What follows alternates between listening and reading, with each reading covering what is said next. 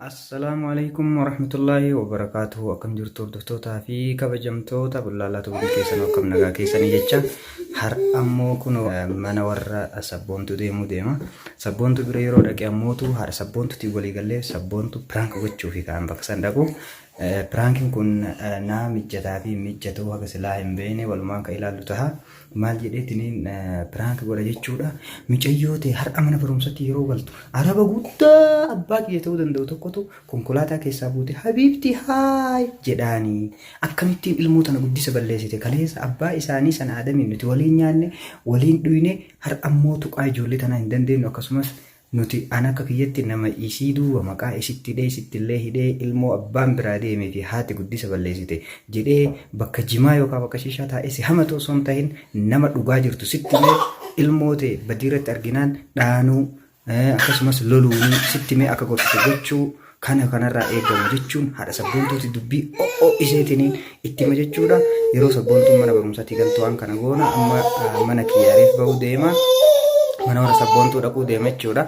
Akkasittiin har'a piraankii boombiidhus kan irratti dhaquu deema. Haadha sabboontuullee walii achi dhaqee mariisisuu ni deema. Akkasittiin haadhaan waliigallee hattan muraad mucaa xiqqaa sanillee waliigallee jechuudha. Yoo hin kijibaa Juneeditu natti kijiba ilmooti irra badii kaa'e jette kunoo muraad gaafadhu. Muraad iyyuu yeroo namichaan makiinaa keessaa buusetti habiibti baay'ee jedhuun nu bira jira jedheen akkasii dubbiitti ishee akka ajaa'ibatti akka isheen imimmaan bootutti piraank goona jechuudha.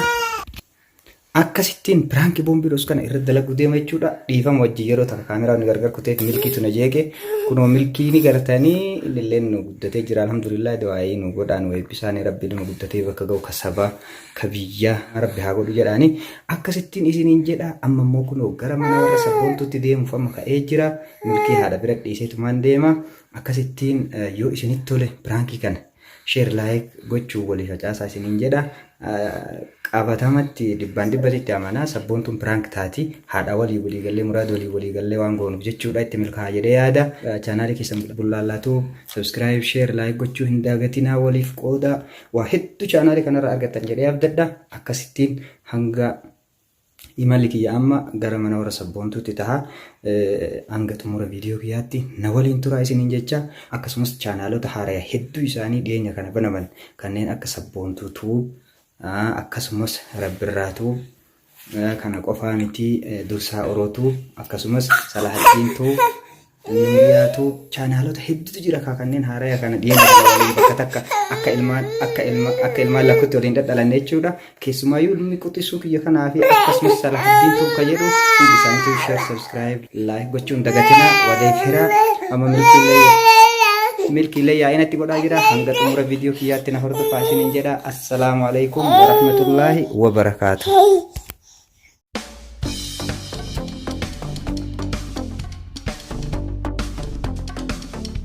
Assalamu alaikum warahmatullahi wabarakatuh. Jirra jirtu kabajamtootaa fi hordoftoota tiyya hundi keessanuu nagaha. Kunoo amma haati sabboonilleen waan himne walii himnee jirra. Sabboontuun ammootu amma mana barumsaatti isaan isiin dhuftu gahee jira akka haati sabboontuun aayimanitti.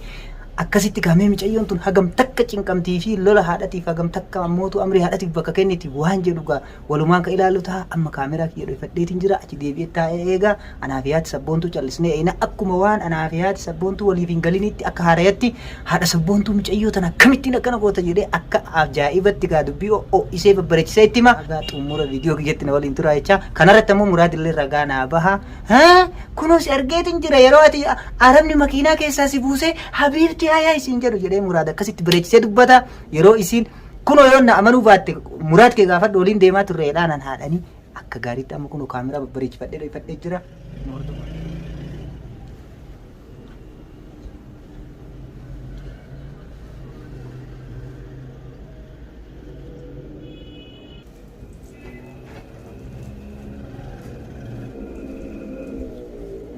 Akkasii kunoo kabajamtootaaf daawwattoota ta'e sabboontuulee ta'anii jiranii amma sanaadhisi mana barumsaa dhuftu gahee jechaa jiranii inni dhageeffadha yeroo takka dhiifamnarraa ta'a.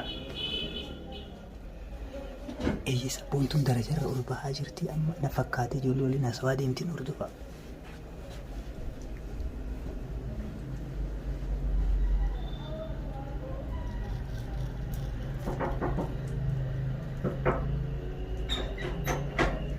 Assalamualaikum. Waalaikumsalam warahmatullahi wabarakatuh. Gaarii kan taa'e. Maa turte irra akka duraan kennu. Turre. Darasa turre. Dabanii isin hin baafne. Ayyee. Maa isin tursiisan akkatti? Irraa waan katabni jira sariif turre. Waan barreessu jira.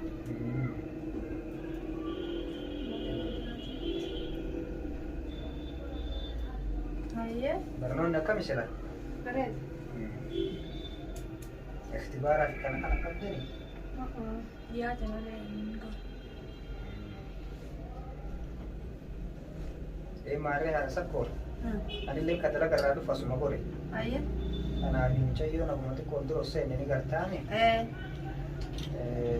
Waan takka namni achi fagoodhaa sun dhibee ta'a. Dhiifa manarraa ta'e mucayyoo akka alaaf seentee jirtu bishaan illee nu baasne. Aarumaatu kana mara gartee na sarde. Waan takka namni achi fagoodhaa namni ni jiraami dantaa sitti hin qabne namni yookaan kaleessa abbaa isaanii san hin beekne duruma qullaatti maqaa irra kaa'a. Garuu ammoo namni kaleessa isa san waliin nyaatee abbaa isaanii san waliin nyaatee isinii kan waliin nyaatee dhugee beeku. Hammeen namichayyoo tanaa abbummaa fedhallee yoo haasa'e hin danda'u gurri beeku. Wanti ebalumaa akkana jedhaa jennee alaanuu isin duubaa'uu sababa ijoollee tanaa hanga ati waliin isaan waliin dhaabbattu waan beeknuuf wal lolaanii oolu. Kanarratti ammootu yoo ilmeen atiin harka keetiin guddistu tuni akka ati daandii ati irra keetti san dhiistee daandii birii qabatte ammoo si aarsa. Nama aarsa. Akkanaami? Mucayyoo tan ammaa hangaan aareen ceehee mana kee kana dhufe jechuudha. Silaachitti karaa irratti akka nama ifitti gaasoo aadaa biyyaa san taate intala akkamittiin abbee maqaa nyaachuudha akkamittiin haatee maqaa nyaachuudha akkanattiin sanuu araba hangana ga'u kan garteetiin ilmoo isaa ta'uu dandeessu kanaatu si geegeessee makiinaadhaan konkolaataadhaan siin deemaa jedheeni silaa dirrumarratti tumaa'u yoo dhugaa fedhe jechuudha. Wai, silaa tumtee uree maal? Wanti na dhibde biyya arabaa tana jirra. Namni illee dubbii gara intaanetti hiikkata. Ammoo namni kaleessa abbaa isaanii aadam waliin nyaatee arge. Nama waan akkana argeellee usuu miti. Ati dhiifamallee narraa ta'e mucayyoo reefu mana barumsaatii galte. Mucayyoo tana hangammee hordofuu jirtaa jechuufi sumaan gaafachuu dhufee sadarkaa duratti. Mana barumsaa naa baradhu ilmeeti jejjanii hoggaa ergan. Akka biyya keenyaa sanii miti bitti arabaatu waa hedduu jirani beeyta. Hordofuu jira ilmaan ifii tanaa achumaan geetteetuma sabboontuun xiyyanaa baratti jetteetuma dhiistee galtamoo. Hordofuu jirta jechuufin siin jeemee biroo maas siif himuun dura. Ani ganama nin geessa. Achi ganama hoggaa geesse dalagaa deema. Samboo daangaa ifumaaf galti mun akkuma dhufte manatti. Akkanuma jechuudha. Ati illee fayyaaletti rabbii qalbuma biyyaa dhufte sanii jirta. Ijoolleen har'aa osoo hin dhalatiin sharrii baratte. Amma mucayyoo tana kunoo akkasitti dalagaarraa hin dhufaani. Kan dalagaarraa dhufu arabuma guddaa tokkootu bara abbaa kiyya ta'a. Guddaadha. Araba guddaa hangana ga'u tokko. Ayyee. Makiinumaan fidee inni nan beeku isiillee nan agarree akkasumatti buusee habiibtii baay'ee jee biraa deema. Dhiiroo namichi kun mucayyoo daa'ima tana isa mana barumsatii fidamu. Akkamitti akkasitti useetuma gaakuma nama gartee waan agarreetti goreetiin kute mee mucayyoo tana wanti naa gaafattu ammallee narratti illee itti yaa'iin godhini aadam waliin nyaanne hamtuu isaanii hin danda'u ijoollee tana hundayyuu mee maaliifiini arabnummaan sun maal siitaa maaliifiin makiinaa isaa keessa osoo si kuchiisanii magaalaan ala waan meeqaa jiranii beeyta si dabarsanii boodanuu beeysiisanii hojii initi suuta gattaa'ee mariisisinne mee gaafadhuuni si jee mee mucayyoo tana si turale. Natti mis. Natti himi gurraa dhageessaa waan ammaa kanachaa jiran kan. An deebe wala makiyaa nama waan tokkollee dhageessu tokko jiru. Arabticha biraa arabtichi si baay'ee si junguun kan hin tannatti migaa. Tokko yoo hayin arabticha tokko wajjin dhufneen. Sabbaan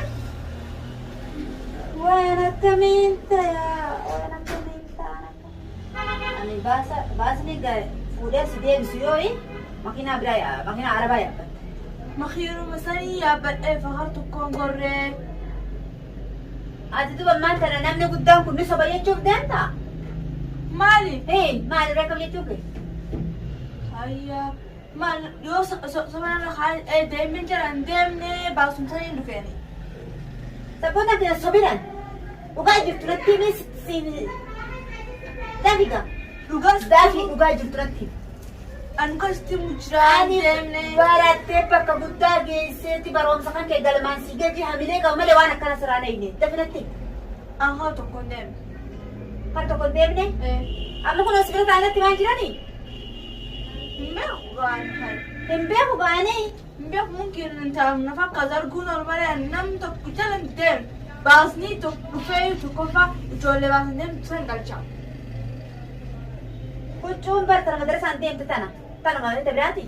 إيه قلت دلك أبغى Dukana sabboontu wallaalaa fi isaan مبيخ غان يعني توري قاعدة له ونقرأ addaan turre akkasitti jijjiirama. أديان وسيلات dhuguma janna garte anumtaan agarte anaa mukina rabra bula anumtaan agarte zero Sabboonti yasii har'aa miti bar hogguu abbee ati xiqqoodha ati akkana siin beeku. ijoolleen ni Akkamittiin si wallaala? Ijaan qaba akkamittiin si wallaala mijayyoo? Ijaan qaba. adamara anfumaa siniduu waa bahuu deemta Homo takka iyyuu gochuun fedhan ammeelle keessanis muraad kootu baabaa kiyyamee amma obboleessi keessirratti rakaanaa obsu. Muraad harka qabaddeetiin deemu ture kusan hoggaan si wallaalee suucaan xiqqaan sun si wallaala. Kootu baabaati. Kootu baabaati kottaa. Hoggaa anaa fi ati harka wal qabannee karaarra deemu. Arabni tokko habiibti baay'ee hin jenneen mucayyoo sanaan. Je'eensa kunoo dhaggeeffadhu. Hayyee. Hayyee. Ni kijiba obboleessi keellee. Ni kijiba muraad. sila biyam aynu sila ma hawul taraz abba mutay zumra sila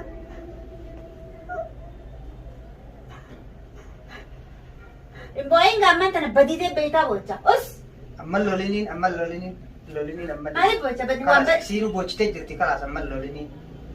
Hayi. ma se kon mutay sabu mati timtay mati nalon Dhugaa jiru nuti dhummaate akkamitti kijibneen dhugaa jiru himne mucaa Yoomsi gale amma namarratti jeetiin gadi qabe. Amma namarra jira jeetiin usee. Tamam booda sirraa baasa. Akkasittiin obboleessi tante. Agartee mi baaba?